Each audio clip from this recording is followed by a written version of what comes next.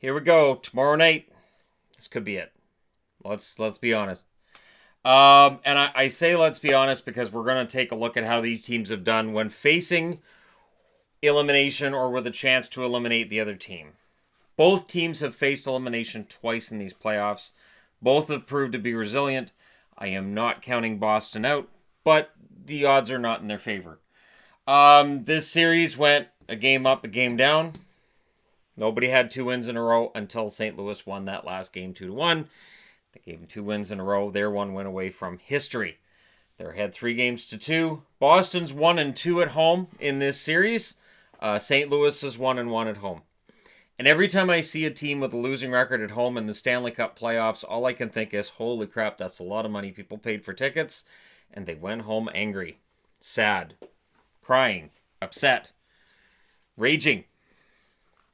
I don't think that's going to happen in Seattle tomorrow, or Seattle in the rain. St. Louis tomorrow night. They've never been in this spot in their history. I don't have anything on St. Louis like, oh, the last time they were in the finals, yeah, they got swept. The last time before that, they got swept. This is not that same team. I knew that going into this series. I felt it was going to be close, and St. Louis scared me, and now people can see why. The last time Boston was in the finals, last time they were down 3-2 in 2013, they did lose that series in 6 to Chicago. Down 3-2 in 2011, they won in 7. Now, while you can use that as a rallying point, the difference was Boston was going home for Game 6. Every single game in that series was won at home until Game 7 between they and the Vancouver Canucks.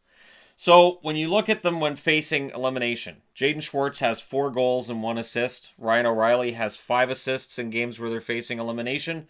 Tarasenko, a single solitary goal. It was an important one, but that's all he's done in elimination games. Pietrangelo, a goal and 3 assists. Parayko with 2 assists.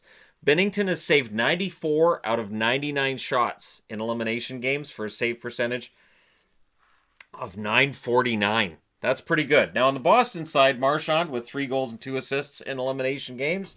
Bergeron, 3 goals and 2 assists, also in elimination games. Pasta, a goal and 4 assists in elimination games. Torrey Krug, a goal and 2 assists. McAvoy with a lonely assist. Rask has saved 117 out of 120 shots in elimination games, including the last 2 were shutouts.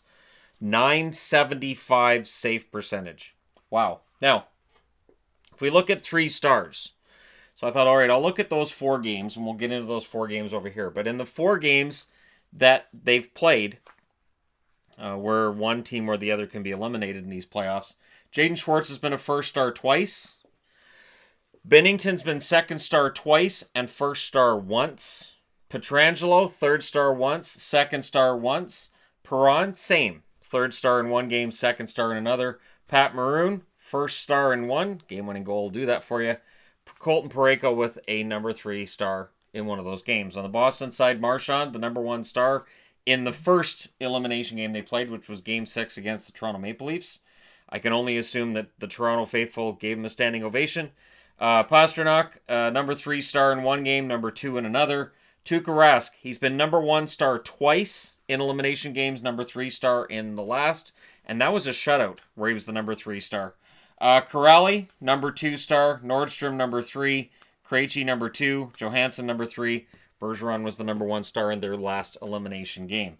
So, overall, when you look at it, it's the goalies that are going to tell the story tomorrow. The goaltending has been huge. Now, in Game 5, St. Louis was outshot 39-21, and they were out hit. So that's interesting, but of course, when you don't have the puck, you should be the one doing all the hitting. The thing is, they won 59% of the faceoffs.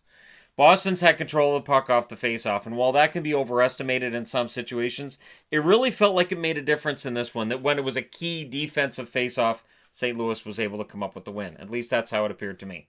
0 for 5 on the power play in the last 2 games for Boston. So after that 4 for 4 drubbing in game 3, and if everybody remember back to that 7-2 win when I said, if St. Louis can just stay out of the box and get their penalty kill going, this is a really even series.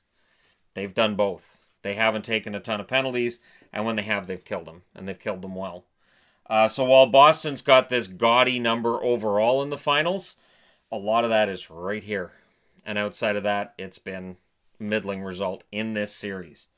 Now, in 4 different games where they've been faced with either being able to eliminate the other team or get eliminated. And that's what I'm talking about with an elimination game. Game 6 against the Winnipeg, they won 3-2 at home. Of course, they were up 3-0 and then decided to make it dramatic by allowing 2 goals because St. Louis fans aren't allowed to breathe in the last few minutes of games when they're leading. Game 6 against Dallas, where they were facing elimination, thus the blue asterisk. They won 4-1 at Dallas. Perron had the game-winning goal at 15 minutes and 24 seconds of the second period, and they pretty much dealt with that as well as you can. And then in Game 7, of course, where we found out Ben Bishop can't do it all by himself, they won 2-1 at home. Patrick Maroon with the game-winning goal, double overtime to eliminate the Dallas Stars. There's Pat Maroon right down there. So, big game for them, and of course, that got them to the next round where they played San Jose. They won 5-1 at home, and the game-winning goal, Vlad Tarasenko had the game-winning goal. So, like I said, it was a big goal when he did score in that 1 out of 4 games that he's been in. That was at 16-16 of the first period. So, there you go. On the Boston side of things, when facing elimination in Game 6 against the Toronto Maple Leafs, they went and they won 4-2 at Toronto. The game-winning goal was Jake DeBrusk's at 7:57 of the second period, which, of course, Toronto fans, again, I'm sure, were okay with DeBrusk scoring as much as Marchand being the number 1 star. Hockey gods really are kind of mean to the Toronto Maple Leafs. Game 7 versus Toronto at home, they won 5-1. Game-winning goal was Johansson at 17:46 of the first period. Game 6 against Columbus, they won 3-0 at Columbus. The game-winning goal was Jake DeBrusk, so when he scores, it's generally a pretty important goal. That was scored at 12 minutes and 13 seconds of the second.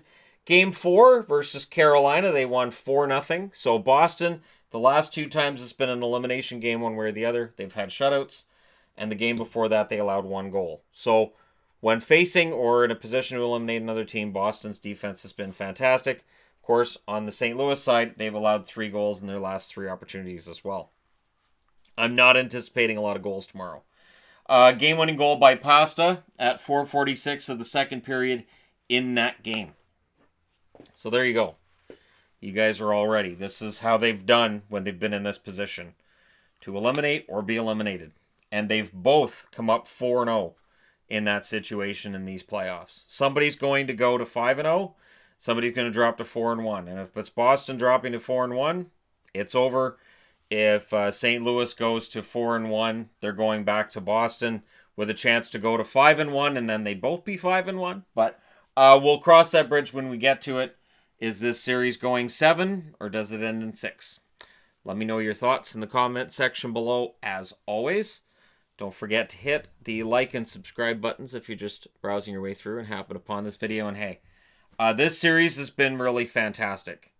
I'm really looking forward to seeing what happens. The Binnington and Rask battle is going to be huge. I understand that Rask's numbers haven't been as solid in the finals as they were in the rounds leading up to it. I'm not going to throw any stones at Rask in this.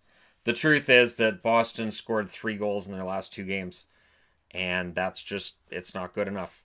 And it's not good enough because Binnington's been fantastic. So there's a little bit of both there. There's some credit to be given, some blame to be handed out. And tomorrow night, we'll see how it all pans out. Let me know your thoughts, though. And I'll talk to you again soon.